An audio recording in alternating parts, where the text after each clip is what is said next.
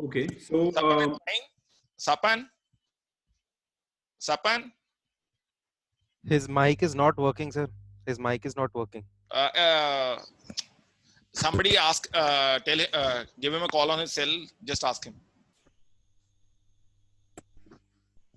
And Anirudh, I would request you would have to start it again. okay. Because that's all right. I'll share the. Yes, he has said that he started recording it. It's fine now. Yeah, Anirudh, you can start from the scratch. Thank you. Sure. So the purpose of this talk is to focus on the IBC and just give a brief introduction to the IBC and the law that has evolved around the IBC. There are two parts to the IBC. One deals with the insolvency of companies, which is the corporate insolvency resolution process. The other deals with the insolvency and bankruptcy of individuals, which is the individual insolvency resolution process. Today in the talk, I'm going to focus on the company side of the IBC and not the individual side of the IBC. The individual side of the IBC, given that the IBC was notified in 2016, has been notified only recently in December 2020. But like I said, since that's a different sort of chapter in the IBC, I wouldn't want to focus on that. Now, insofar as the IBC deals with companies, it replaces provisions in the Companies Act, the earlier Companies Act 1956, as well as certain provisions in the 2013 Companies Act, which dealt with winding up of companies and liquidation of companies. With the introduction of the IBC, all of those provisions have now been taken off the statute book, and insolvency and liquidation of companies is dealt with only by the IBC. So in that sense, it's a subset of the earlier company law, but it is not just a replacement of that law, it is a new law in itself. And as we go through the provisions of the IBC and the scheme of the IBC, you'd realize that while you may be familiar with what the earlier winding up law said, it has limited applicability in the context of the IBC. Now, just to take you through the first slide, the IBC was notified on 28th May 2016.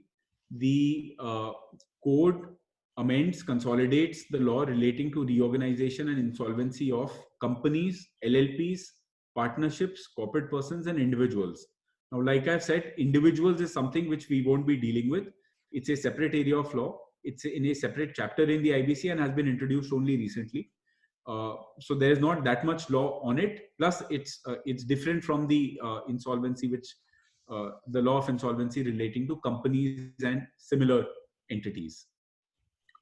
Now, the Supreme Court in Innoventive, it's one of the leading judgments of the Supreme Court on the IBC. One of the first judgments on the IBC has dealt with the scheme of the IBC, which is to say that the scheme is to divest the erstwhile management of its powers and vest it in a professional agency so that the business of the corporate body can be continued as a going concern until a resolution plan is drawn up.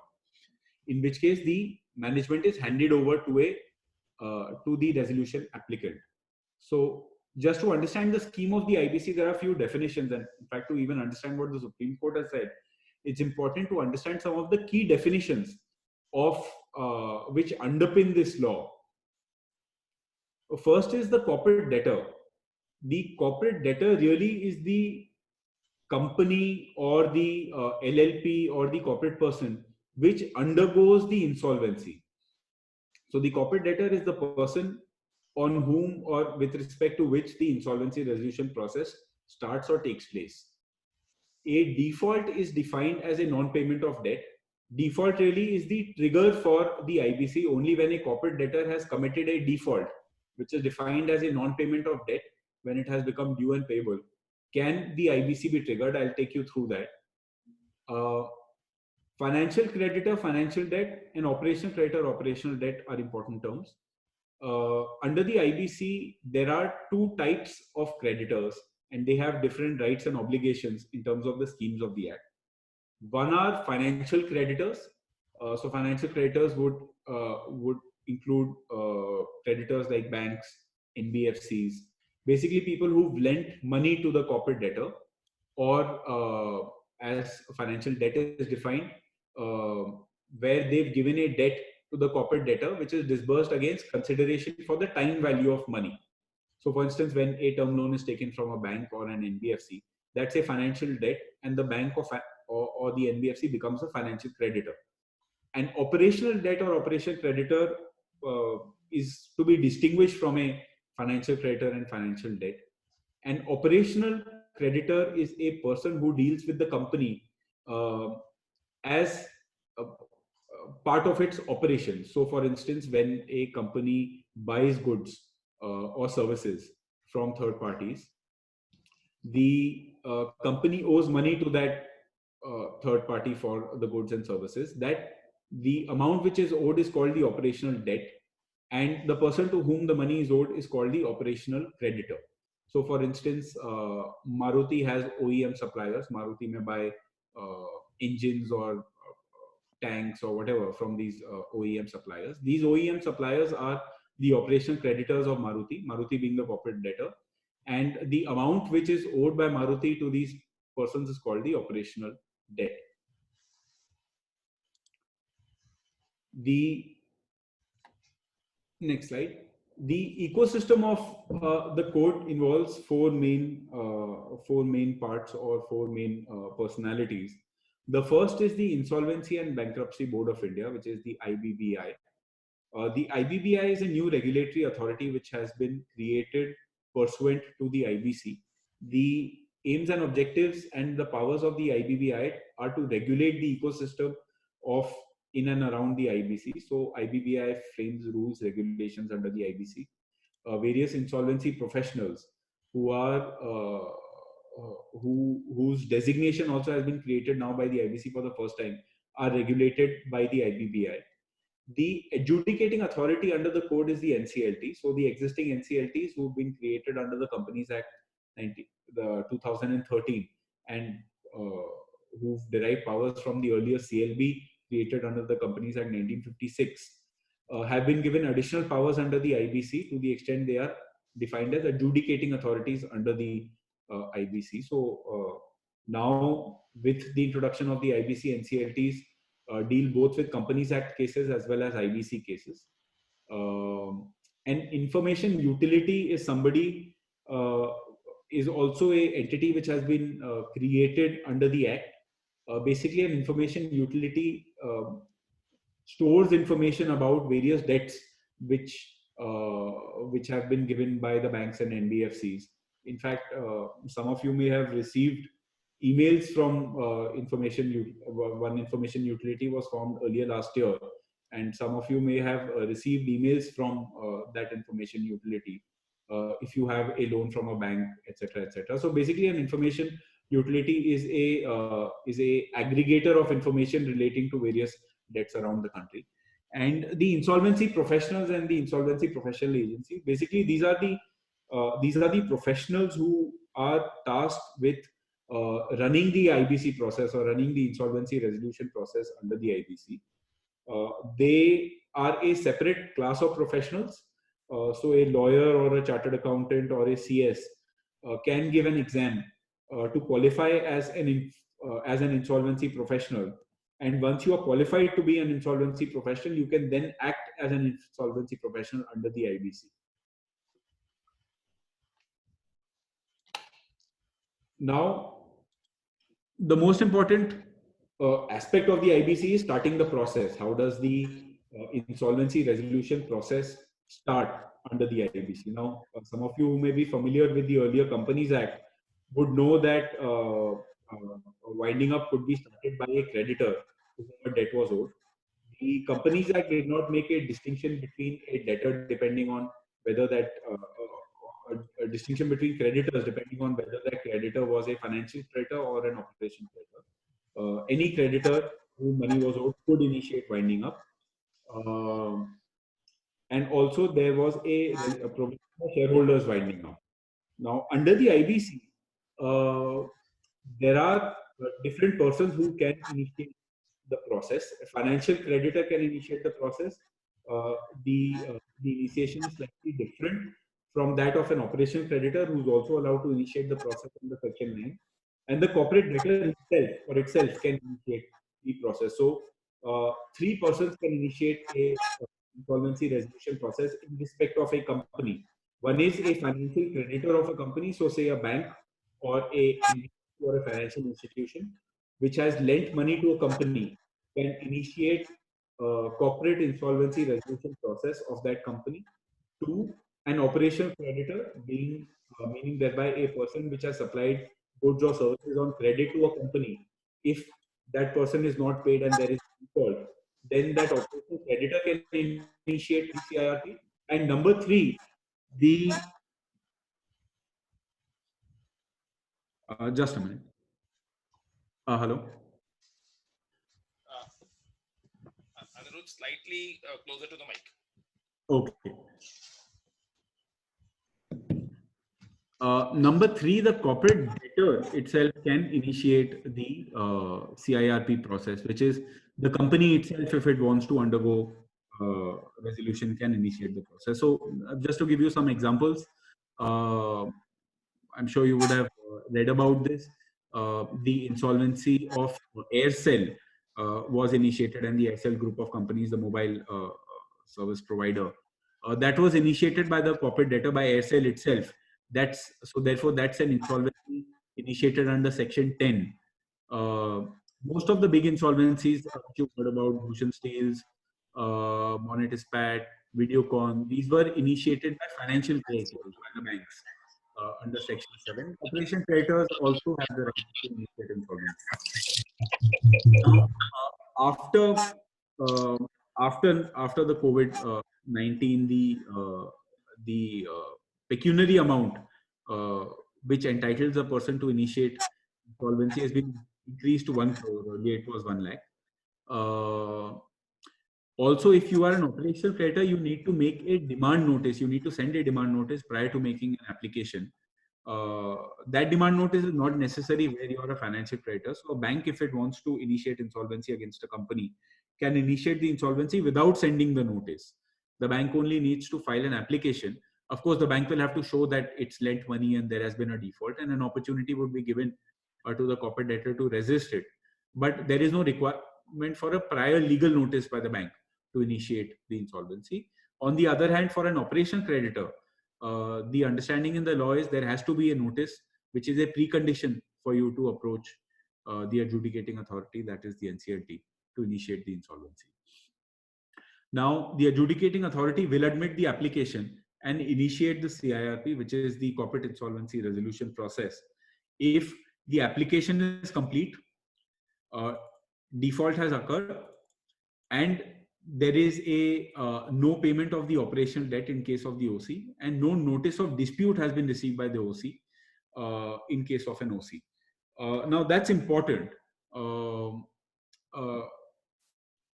In the case of an operation creditor, when an operation creditor wants to initiate the insolvency resolution process, if there is a dispute on the amount that is owed to the operation. Sorry to bother you. Could you just come closer to the mic, because large number of lawyers are sending me a text that your audibility is not to that level.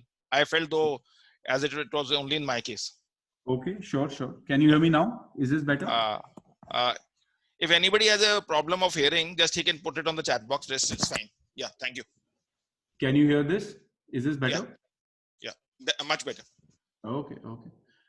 Okay. So, like I was saying, there is a different scheme under the Act between financial creditors and operational creditors. A financial creditor does not need to send a legal notice to start the CIRP process. An operational creditor has to send a notice to start the CIRP process. So a notice is it's a statutory notice under Section 8. So most of you would be familiar with the concept of sending legal notices under the Negotiable Instruments Act. Even under the old Companies Act, notices were required to be sent for initiation of winding up.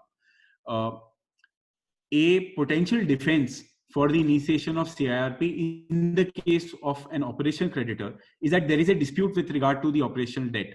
So for instance, if an operation creditor, being a supplier, has supplied goods or services to the company, but there is a dispute as regards the quality of those goods or services or the amount which is due, then that's a good enough defense, and the NCLT will not trigger the CIRP process. So coming to the defenses, in the case of financial creditors, the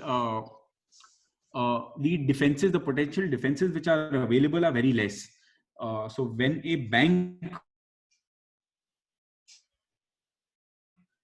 has initiated the CIRP, really the only defense is that one is that the application is incomplete, but that's really a curable defect. So for instance, the application has not been properly signed or the wakalatnama has not been properly notarized, things like that. But those really are very weak defenses. The only sort of big defense available in such a case is to say that the debt is barred by limitation, or that there is no default. So for instance, under the terms of your loan agreement, the default that has been claimed by the bank is really not yet occurred. Then perhaps a defense can be made. Otherwise, really, it's very difficult in the case of financial creditors to defend the initiation of a CIRP. In the case of OCs, which is the operation creditors, apart from the defenses which are available also in the case of financial creditors, the additional defense which is available is the existence of a dispute, which has been defined by the Supreme Court in Mobilox to mean that there must be prior to the demand notice. So once a demand notice is given by the operation creditor, it has to be shown that prior to the demand notice, there is a dispute between the parties as regards the amounts due. It should be a plausible contention, and it should not be spurious, hypothetical, or illusory. So, Anirudh, Niharika has put forth one question. It's Yes. If you want, you can do it right now at a subsequent point of time. How does one prove that a debt is disputed in a Section 9 application? Right. So, so for you to show that the debt is disputed, you need to provide some contemporaneous correspondence at a time prior to the demand notice and at the time that services were rendered. So, for instance, your demand notice is issued today and services were rendered last year. You need to show that last year, when the services were rendered, you disputed that the services were not up to the standard or not up to the quality, or there were some further losses which had happened, etc. So just to give you a real example, in one case, a fairly large automotive company had bought steel from a steel supplier that was, I mean, several crores were due to that steel supplier for the purchase of steel, and disputes arose between the parties as to the quality of the steel. The automotive company said that the steel should be of X quality, and it was not of that quality, and that was recorded in writing. After a certain point of time, when payments were not made by the company, the steel supplier initiated the CIRP process and sent a legal notice, a demand notice under Section 8, to which the response of the automotive company was that, see, the quality of the steel was not up to the mark, we've rejected the steel. And therefore there is a dispute between the parties, and that was upheld by the NCLT, and the CIRP process was rejected, or the Section 9 application was rejected by the NCLT in such circumstances. So really, it depends on the facts of each case, whether you are able to show a dispute or not. The Supreme Court has said that it should be a plausible dispute. It should not be something which is hypothetical or illusory, and various judgments of the NCLT and NCLAT have taken the view that the dispute should be prior to the demand notice. So you cannot manufacture a dispute after you've received the demand notice. So if there is really no dispute prior to the demand notice, after the demand notice, you really can't make up a stand, etc., etc. In that case, you're better off paying the amount than risking your company go into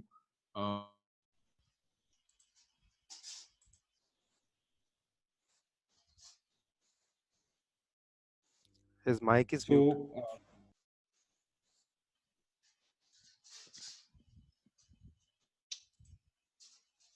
Yeah, Anirudh.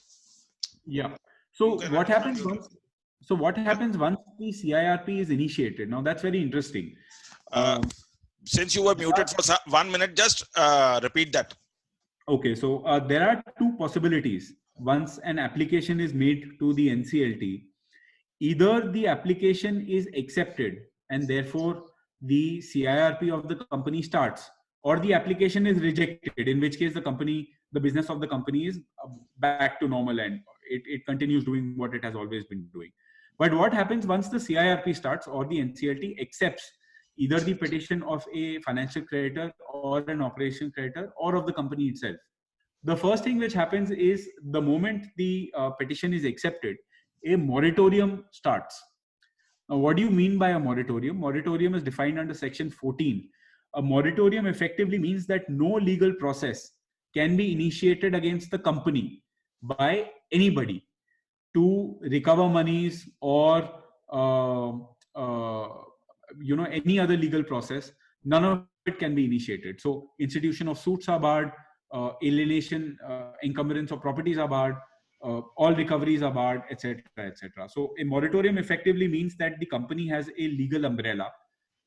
Nobody can touch the company during the time the moratorium is ongoing. Now, a lot of very interesting issues have come about. What happens to the rights of secured creditors? What happens to ongoing mortgages? What happens to lease deeds, etc., etc. Now, these are technical issues. There are various judgments of the courts on this, and this talk really is not long enough that we can go into the nitty-gritties of this. Just take it that once the moratorium is initiated, that moratorium ensures that no legal process can be initiated against the company. The second thing which happens once a before going further, I have just 3 questions on the board on the chat. Otherwise, we would be taking against the time. One, Sure. Mr. RK is asking if the notice is sent right after the transaction. I didn't have the time to raise a dispute. How to go about it?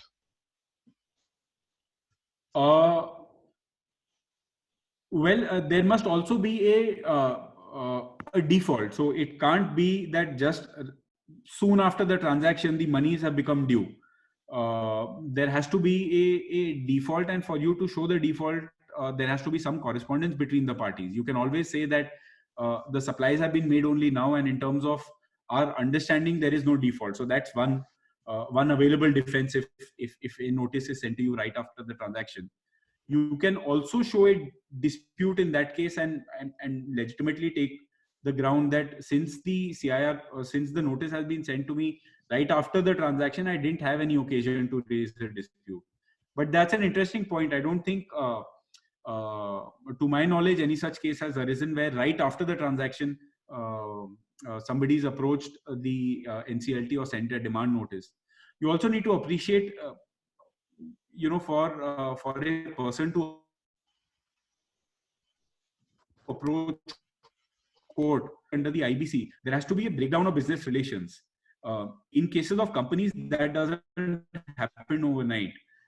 There is usually a long process and a long time period of follow-ups, chase-ups, etc., which are involved. So in practice, that's unlikely to happen. Which are the other questions? Anirudh, you slightly again have to come towards the mic, and Niharika wants to talk to you directly. Niharika, you can unmute yourself and speak.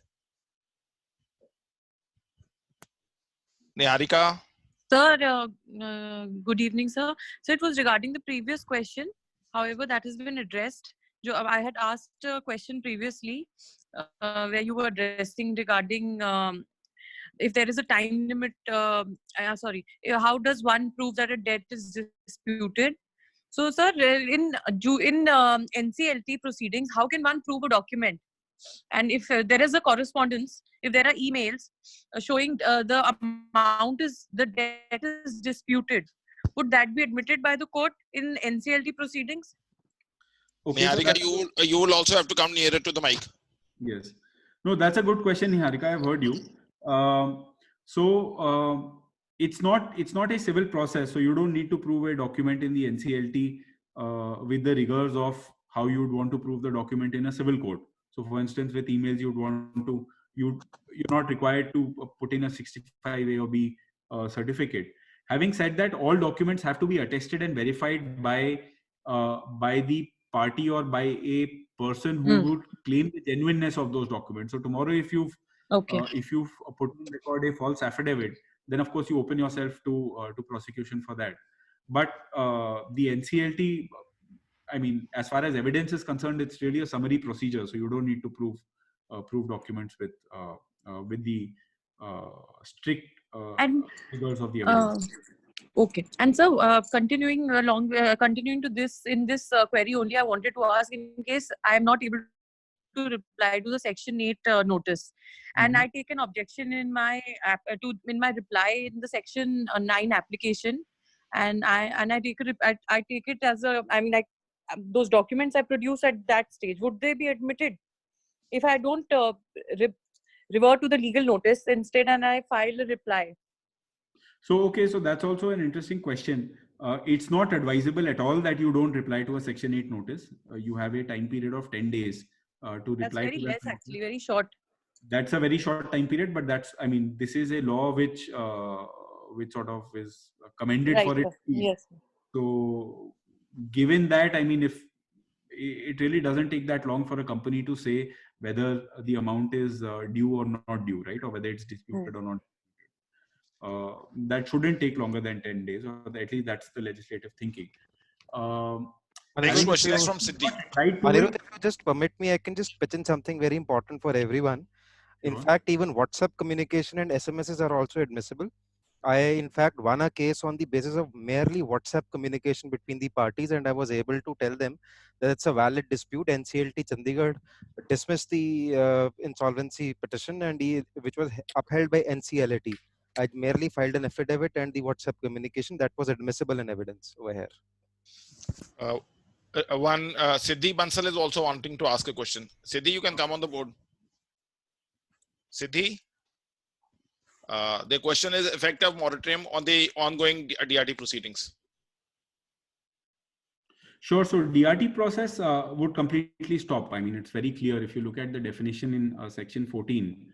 A DRT proceeding would be initiated typically by a bank under the RDDB Act, or under the SARFACE Act by a financial institution. Either way, it would be stopped given the terms of the moratorium. The banks or financial institutions are required to participate in the CIRP process, and so long as the CIRP process is continuing, no other court can have jurisdiction over the debts of the company or over the affairs of the company other than the NCLT. So on that, the law is very. What about the personal guarantee that we give in those proceedings while securing loans, sir? So that's a doubtful issue. Initially, for people who are familiar with this law would know that there was a judgment of the Allahabad High Court. Yes, sir. In fact, which Yes, we sir. had There was a only- subsequent judgment also That's that right. said that it could not be stayed. Yes, sir. That's right. That's right. So we had in fact appeared in the Allahabad High Court judgment. I was involved for the personal guarantor there, and the Allahabad High Court judgment said that the moratorium under Section 14 would extend to personal guarantors as well. So in that case, the facts are very interesting. There, the DRT, the proceedings were going on in the DRT against LML under the RDDB Act, Recovery of Debts Due to Banks Act, against Yes. LML and the personal guarantors of LML. Mhm. LML initiated CIRP under Section 10, which was admitted and a moratorium was issued. Because of the moratorium, the proceedings in the DRT against LML were stayed. But the DRT said that the proceedings against the guarantors must go on because they have a coextensive liability, Yes, sir. an independent liability, and the moratorium does not extend to the guarantors. That was challenged in the Allahabad High Court. The Allahabad High Court stayed the process against the guarantors as well. They said the liability is coextensive, and really everything must be before the NCLT, and you can't have a parallel processes going on before the DRT and before the NCLT. We have only Regarding we have only one moratorium, question. Vishal, have I'm a just saying question. one thing. Singh Sahab, I think we are reworking on the model. Let Anirudh complete it, and then thereafter, at the end of the 15 minutes, we will have the question answer session. okay. Otherwise, the entire tempo will go. So I apologize for the entire change of process No- because no I'm issue, receiving no the issue. messages that the entire theme goes to the background. No issue. Yeah, thank you. Sure, no problem. So just to finish the question against after that judgment of the Allahabad High Court,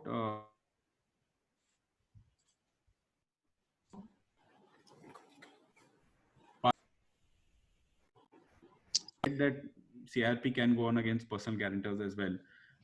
Now the chapter in the IBC dealing with personal insolvency has also been brought into force. So it's still a gray area how far how far a moratorium would extend, or what happens in cases where the personal insolvency is also initiated. One is not really very sure. But as far as the effect of Section 14 is concerned, it's very clear that it would not extend to personal guarantors, but it would certainly extend to all proceedings against the company, including in the DRT. Now, now moving on from there, the first effect, of course, of the CIRP is the moratorium, like we've discussed. The second effect is that the board of directors of the company stands suspended, and the powers and functions of the board of directors are exercised by a person called as the interim resolution professional, or an IRP.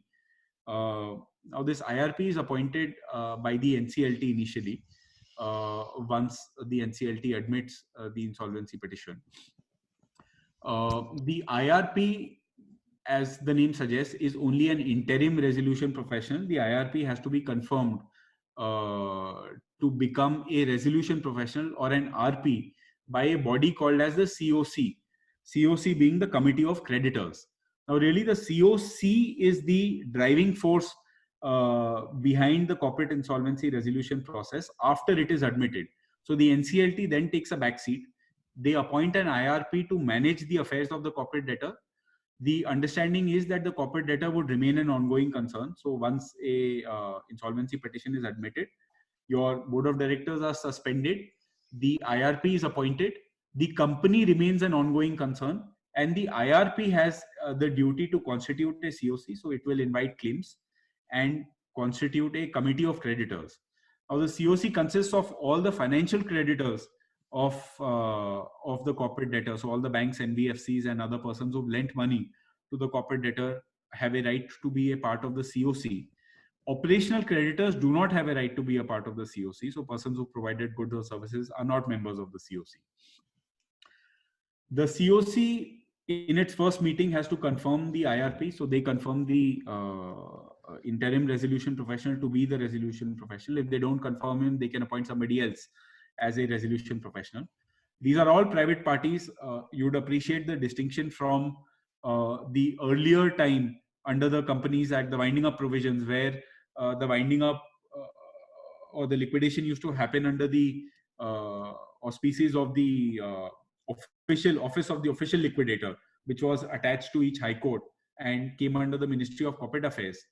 Unlike that, in the IBC, all of these persons, the resolution professionals, interim resolution professionals, are not affiliated to the government. They are all private persons, and they are remunerated for their services by the COC. Of course, the money comes from the corporate debtor.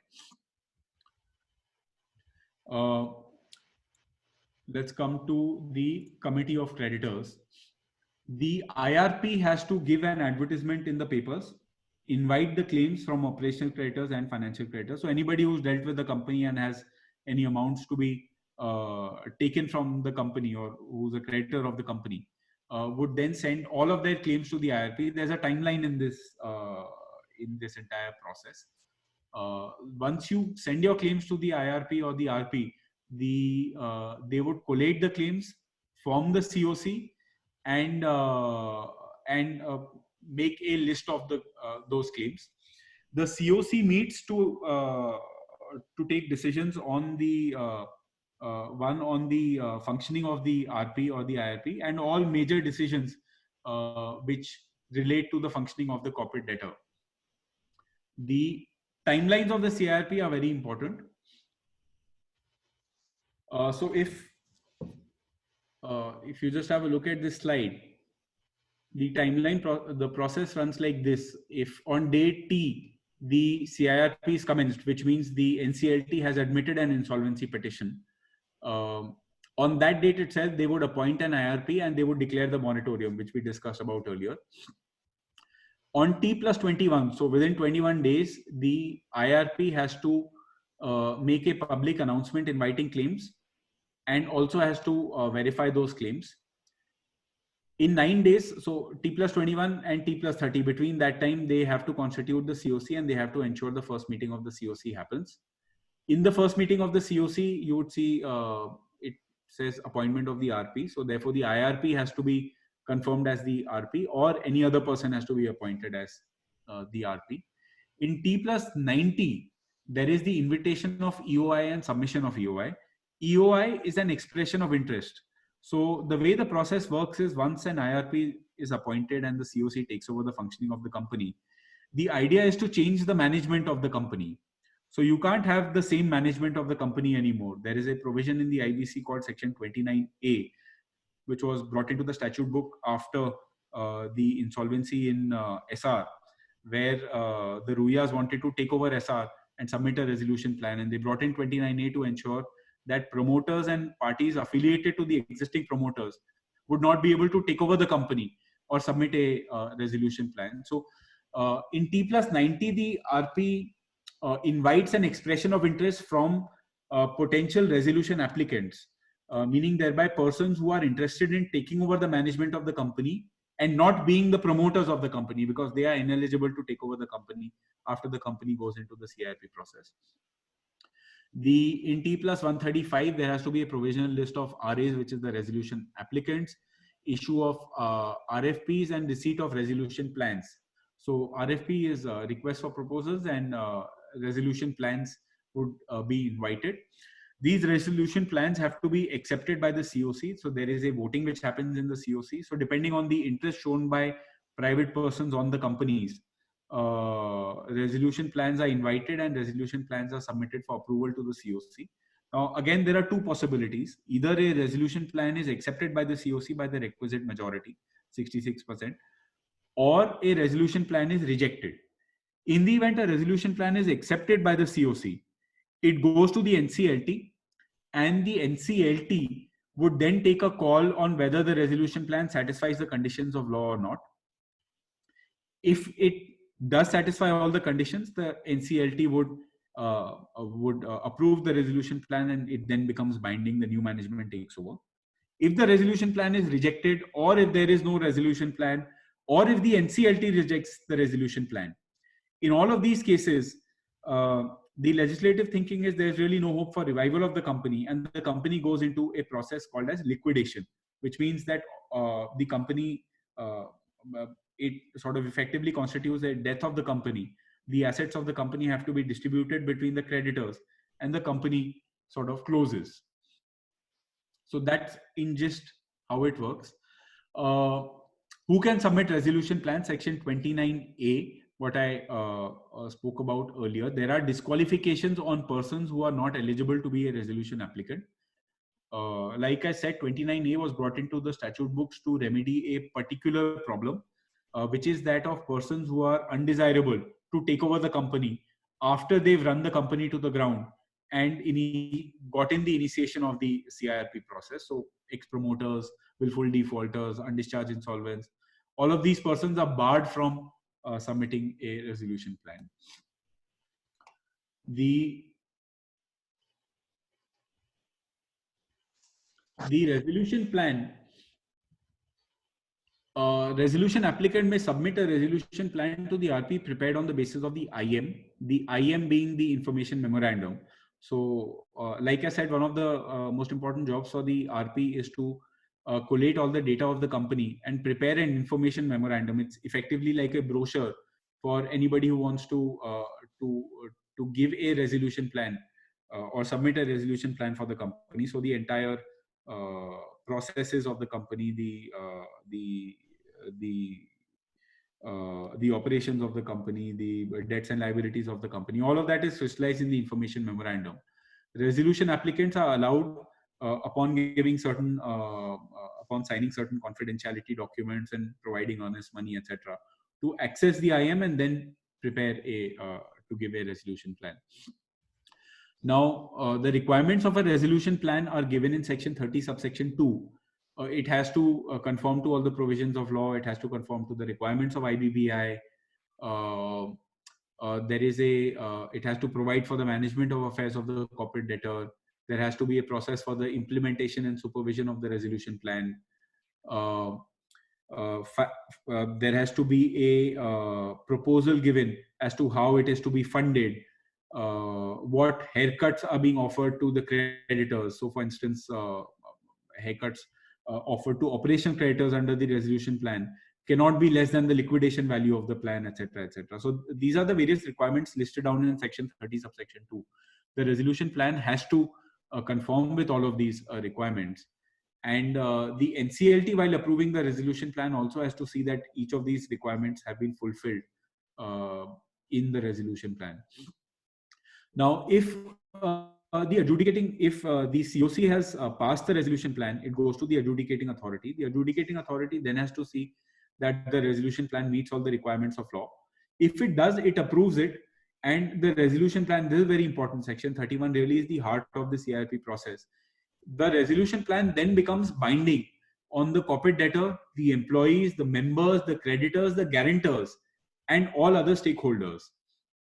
So that document, which is submitted as the plan to take over the company, binds everyone by operation of law once it's accepted by the adjudicating authority.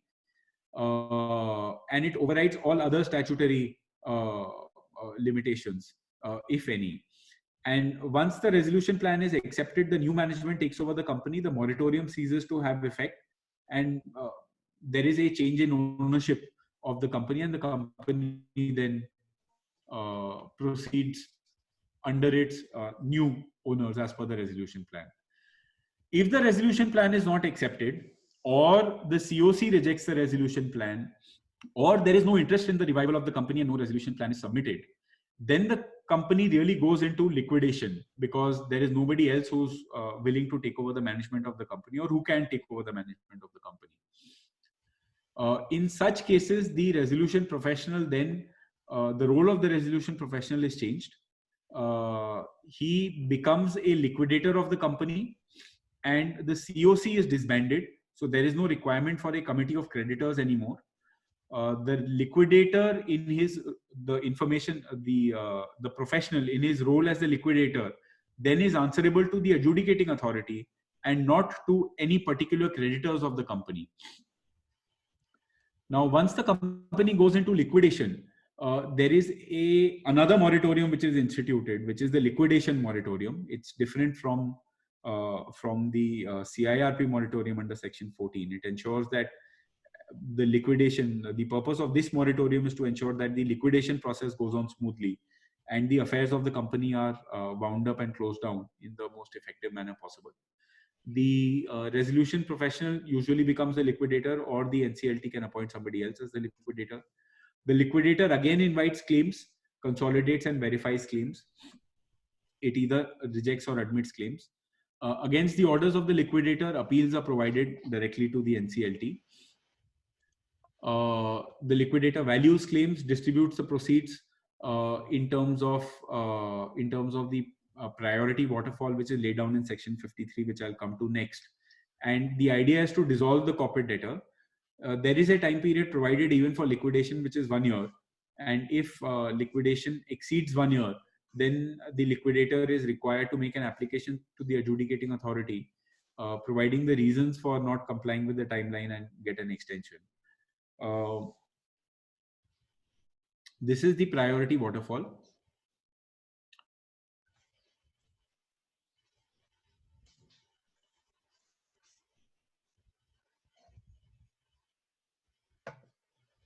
There are 8 classes when the company is liquidated. First is IRP, and from the pool of money, problems only arise when the money available is insufficient for the creditors of the company, and the priority waterfall has been provided in law to ensure that when the resources are limited, they are divided in the most equitable or the most just manner. So the first bite at the apple is taken by the IRP for the IRP and liquidation costs. The second is debts owed to secure creditors, workmen, etc. Third goes to wages, unpaid dues to other employees, then financial debts of unsecured creditors, then amounts due to the government, then other remaining dues, and equity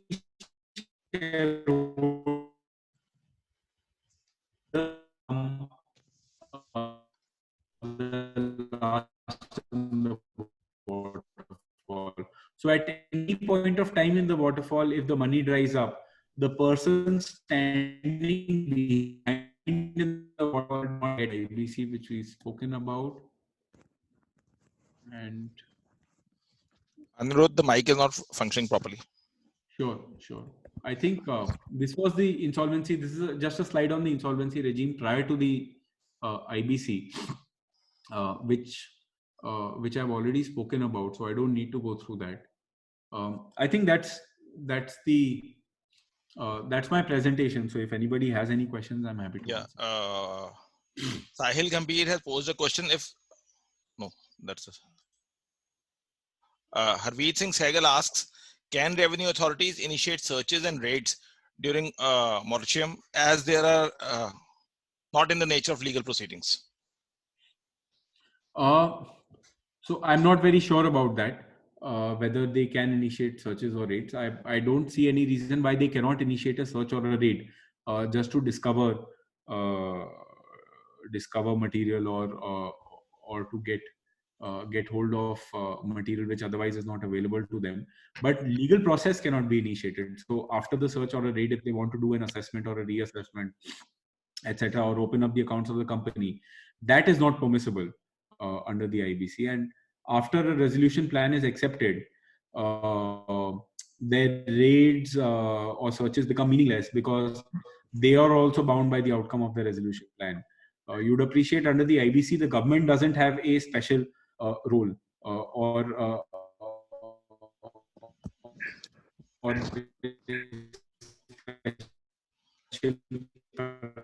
priority. So Anirudh, it's becoming embarrassing. Time and again, your audibility becomes very poor. Anirudh. Okay. Can you hear me? Can you hear me now? You would have to, you would have to repeat what you have said.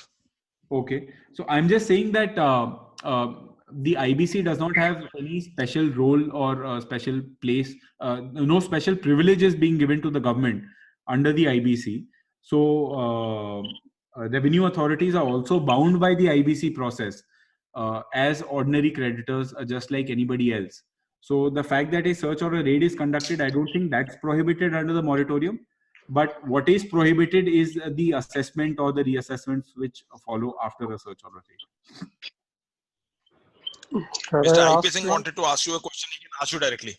Yes. So, my question is, once the RP takes over the possession of the secured asset, it's a building which is under tenancy. What is the liability of the RP toward the landlord to pay the rent? Sir, there have been some difficulties as far as liability of RPs to landlords is concerned. Because there is a moratorium, the landlord cannot initiate any legal process to either throw the company out or to get its rent. But usually courts, when they order a moratorium, they give directions to the RPs to ensure the company remains a going concern. And therefore, if a landlord has a problem, it can always come to court and say that by defaulting on its rent, it's not complying with its directions under the order, and seek some directions there. But beyond the point, there's really not that much that a landlord can do if its tenant goes into the CRP process.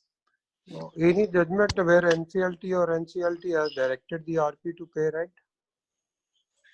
There are some judgments, sir. I'll share those with you. I think there's one judgment of the Chandigarh NCLT, if I remember correctly, called James Hotel, where they directed that. There is also a series of judgments of the Bombay NCLT where they directed to pay rent. Okay. You please tell Mr. Chaturata. In James Hotel, with due respect, there is no such direction.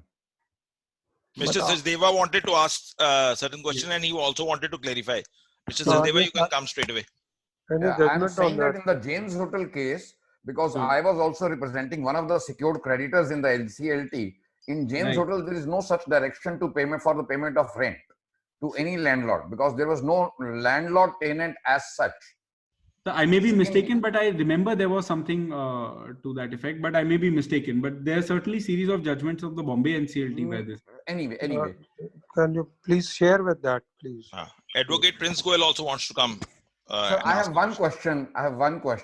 Yeah, Mr. There are proceedings already going on the PML under PMLA, initiated by ED, and the CRIP proceedings are initiated before the NCLT. Yes, sir. And petition is admitted, IRP is appointed. Yes, sir. What would be the status of the assets in the hand of RP which are already attached with the under PMLA with the ED. Right. So this issue arose because under section 18, if I am, because this is a very still a doubtful preposition, because under section 18, RP can have a control only over those assets which belong to the company. That's right, sir. The status of those assets has come under cloud because of attachment by the ED, and that is yet to be adjudicated by the adjudicating authority under PMLA. You are right, sir. This is a very tricky issue. It arose in Bhushan Steel, but there it arose in a different way. There the attachment by the ED was to happen after the initiation of the CIRP, and the NCLAT took the view that that's not permissible, because once I'm saying it is prior to this. If the attachment is prior to the best of my knowledge, I don't think there is a judgment on this. What happens? What are the powers of the RP in relation to assets which have been attached prior to the issuance of the moratorium and admission of the process? Because Delhi High Court has given one judgment on this issue, which says that a harmonious construction has to be done between the two acts. So Honorable Delhi High Court also did not make it very, very clear. So it has been left to the wisdom of the NCLTs as of now. So this is a very tricky question. One of the concerns is already under the ED, and how RP can even touch those assets, because both are special acts. You are right, sir. This is an important issue. It remains for a court to adjudicate on this. All right, sir. Thank you. Anirudh Dhaval Bhandari is asking a question. Whereupon initiation of CIRP, NCLAT reverses the judgment of NCLT. Who shall bear the expenses incurred by the IRP for the work that has been done? Okay, so that's an interesting question. It happens every day. The initial expense, of course, is borne by the person who gets the CIRP initiated, because that's it's to that person that the IRP or the RP would look at once he or she is appointed. But usually, once the appeal is allowed by the NCLAT, in the judgment itself, the NCLAT makes it clear who is to bear the expenses of the IRP, because the IRP is always a party in the appeal before the NCLAT. The corporate debtor, as you know, can exist only through the RP. So anytime an appeal is filed by anybody aggrieved by an order initiating IRP, CIRP, they have to make the IRP a party. So at that point of time, the NCLAT usually directs either the creditor to take the bill or the corporate debtor to take the bill. It really depends upon the facts and circumstances of the case. But this question almost always arises whenever an appeal is being allowed. Anirudh, I have one question, Vikas ji. Go ahead. This is again a very tricky situation. Resolution. It is in respect to the resolution applicant. Yes, sir. The resolution plan is submitted pursuant to the IM issued by the RP. Yes, sir. And on those bases, the entire calculations are submitted by the resolution applicant. That's right, sir. Subsequently, if it is found out that the IM is incomplete, IM is defective, regarding there are various encumbrances on the assets which are not disclosed in the IM, and there is a direct prejudice to the resolution applicant. What would be the status of the resolution applicant in such cases and at that stage? Right. So that's an important question. It has already arisen in the case of Amtech Auto, in the NCLT level and the NCLAT level. If you'd be aware, there is a group called Liberty House. Yes. So Liberty House had submitted a lot of resolution plans in relation to ongoing insolvencies. Subsequently, after having submitted the resolution plan, after in fact some of those plans were even approved by the COC, they took the argument that the information memorandum was incomplete, or that we were not given the entire picture, or that there were issues which were not disclosed from the RP to us, and therefore our resolution plan, we should be allowed to back out from it. Now, as a matter of fact, there are a line of these judgments. As a matter of fact, the NCLT and the NCLAT found that their backing out was not based on any cogent material. So the information memorandum was perfectly in order. And therefore, their argument was rejected. They were not allowed to back out of the plan. But of course, if they didn't have the money, they couldn't. You can't force. You can't. I mean, and given that they force were anybody. Correct, and they were foreign. They were based out of India, so they couldn't be forced in that sense. But the NCLT did direct initiation of prosecution against them for wrongfully backing out of a resolution plan. No, that was in that fact situation, sir. I am That's right, sir. talking So of a one fact situation where this is actually a situation that the RP either inadvertently or deliberately has left out some very, very important information which has got a direct bearing on the resolution of the company. Sir, in that case, then perhaps one may need to look at general law, which is that that of either say misrepresentation or a mistake of fact, which is under the Contract Act. No, sir, like under the Securitization Act also, when a property is put to auction by the authorized officer, he is mandated under Rule 8 to give the details of all the encumbrances on the property. And if the sale notice or the auction notice issued by the authorized officer is as vague as is various basis or no details of the encumbrances are given, then in those cases, auction purchaser who has given 25% of the earnest money deposit, he can approach to the court that, sorry, I am not interested to buy a litigating property, kindly refund my money. It is possible. But in the NCLT, there is no such clarity.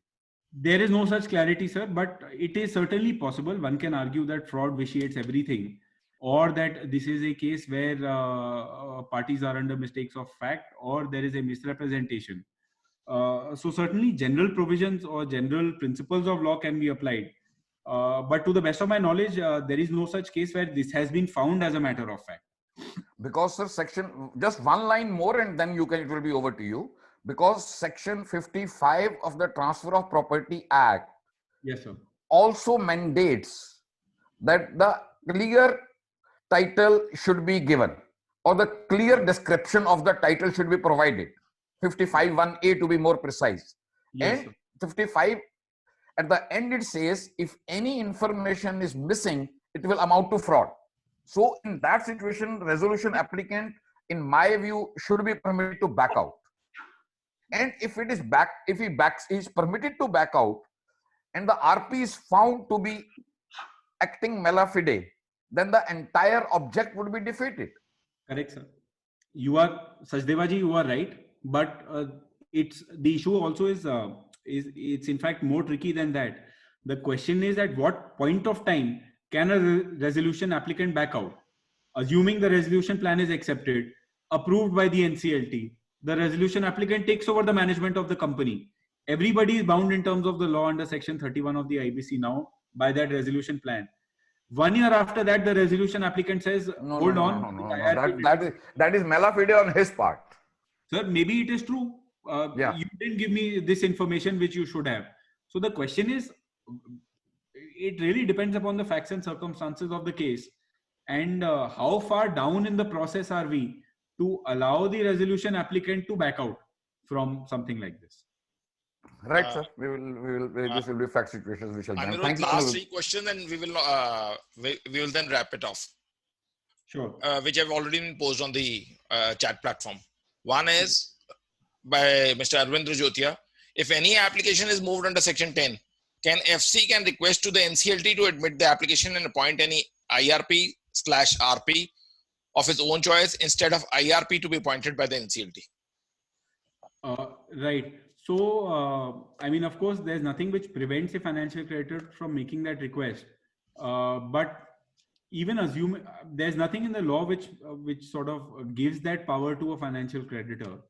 But even assuming the NCLT does appoint a resolution applicant, a resolution professional, an interim resolution professional, the FC is always allowed, being part of the COC, to make a change and appoint somebody else as a resolution professional once the first COC meeting is held. So that may be a better stage to agitate that issue. Mr. RK wants to ask a question directly. Mr. RK can come on the board. Mr. RK? Yeah, hello. Yes, sir.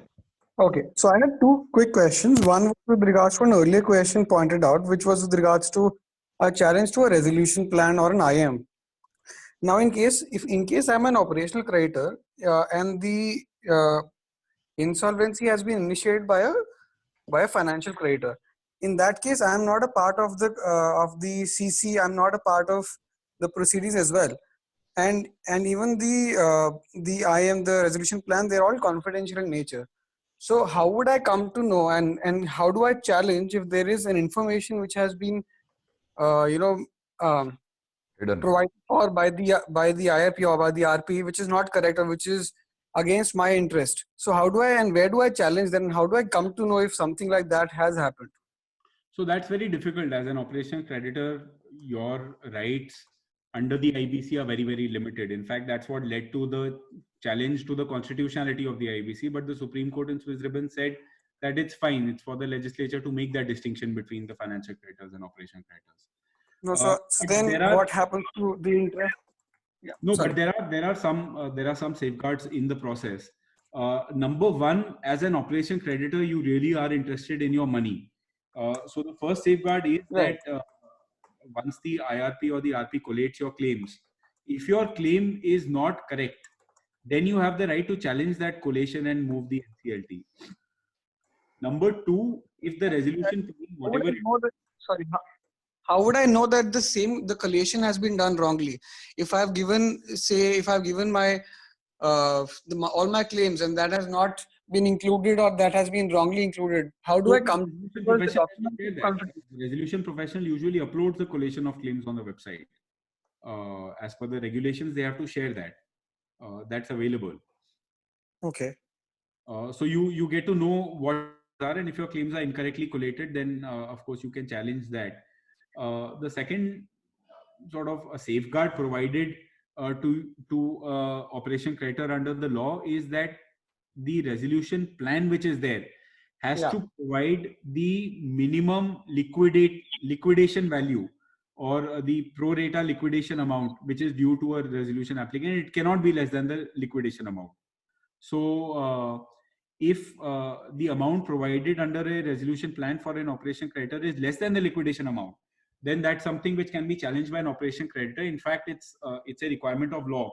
So the NCLT, neither the NCLT nor in fact even the resolution professional would allow a resolution plan like that to go forward. Okay, but thank you. Other than that, you really it's a difficult situation in most cases for operation creditors. Right. There was one more small question. Mm-hmm. This is a practical issue that in fact I had faced myself. So in an operational creditor, so there are these claims which are very the value of which is very less in nature. For example, this is before the pecuniary value became of 1 crore. Mr. RK, you will have to come nearer to the mic.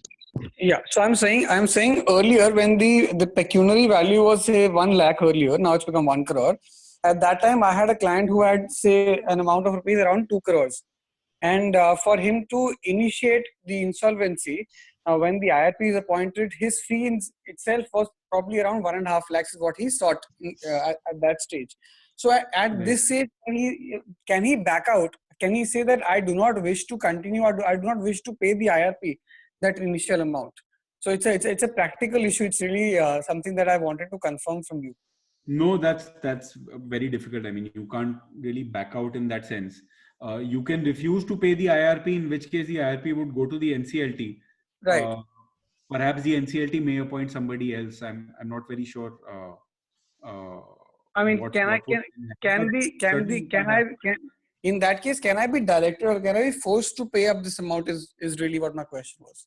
It's possible. It's certainly possible for the NCLT to direct you to pay initially, and then you would have the right to be reimbursed from the COC later. Of course.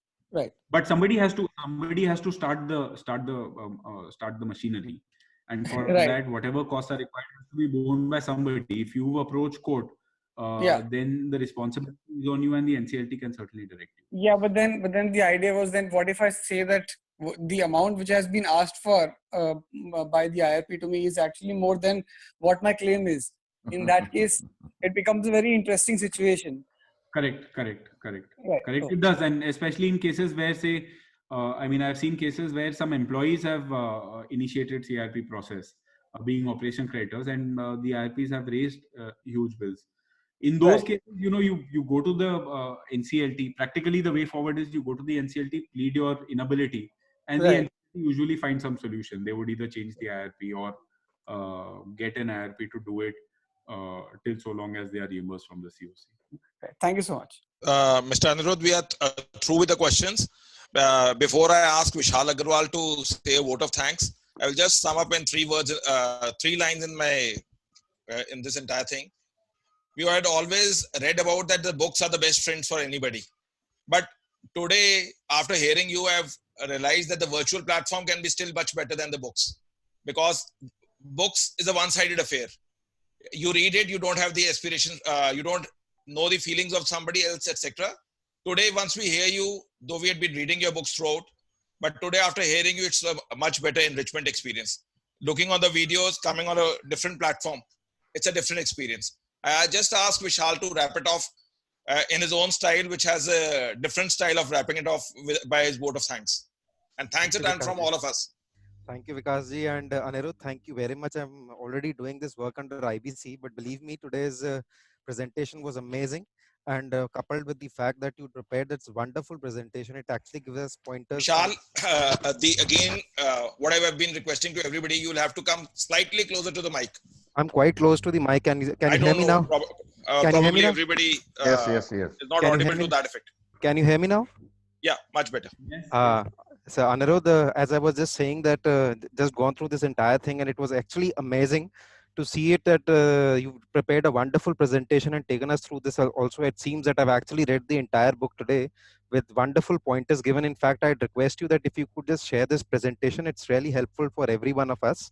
And we are really thankful and I thank from all the members and participants over here for sparing so much time and apprising us about this act. And before I end, I must thank Vikas sir and Sarpanji also for taking such a wonderful initiative. It's really a wonderful insight into this entire law today, and of course, best utility of time as well. Thank you very much. And before we part, just for the friends who are not linked in the group or on the Facebook, tomorrow we have a session from Dr. Balram Gupta and Madam Dr. Shruti Bedi. She will be on air at 11 o'clock.